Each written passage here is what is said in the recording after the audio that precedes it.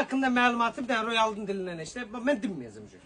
Bu şokolad kutusunda olanlarda koyduk kıymetini. Neçə? 30. Hə. Ümumi məlumat ver də, ümumi. Hər şeydən danış. Hamısından var bizdə. Yeni şalvarlarımız İndi gəz var. dükkanı qocaman sən Şokolad baxır. kutusunda olanlar var. Prima Clean.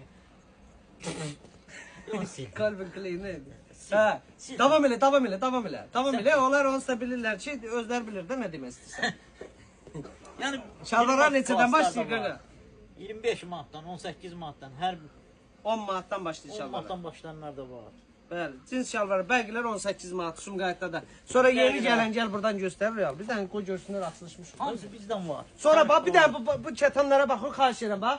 Ən çox 20 yanvarda bunlardan bilirsiniz nə qədər satılır gün ərzində. Bax bunlardan danış. Trafkalarımız da var. Bəli. 15 manatdan başlayır 24 manat, 30 manata qədər. Bunlar o 24 manatdır, bu turşlar 20 manatdır. 40 manata koyduğumuzu koyduk 24 manat. Bəli. Ümumi danış. Bu Da danışdırma. keç bax 9 manat, 10 manata koftalar var, yumru boğazlı. Onlar danış. Dəstlər var. Sumqayıtdan müştəri andaman eləyir ki, 70 manata aldığım premium klass adı ilə aldığım bizdə 33 manata görüb. Hamısı bizdə düzdür qiymət. Deyir Allah'ın olsun da bu qədər də fərq olmaz da. Yəni bu qədər də fərq olmaz. Buraları göstər qaqa. Danış da, dayanma. Hamısı bizdə var.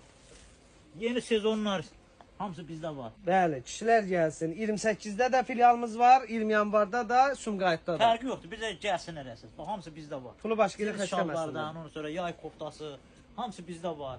Jiletkaları var. Bir dənə Kepkalar baba var. 25 manata qoydum, elə belə nümunə üçün deyirəm ha bax. 25 manata qoydum şalvara bax. Sumqayıtda bula 45-50 manatdır. Xidmətinizdə əyib durun Gəlin gəlin. sizi gözləyirik gözəl insanlar. Deyirəm buyurun gəlin. Buyurun gəlin.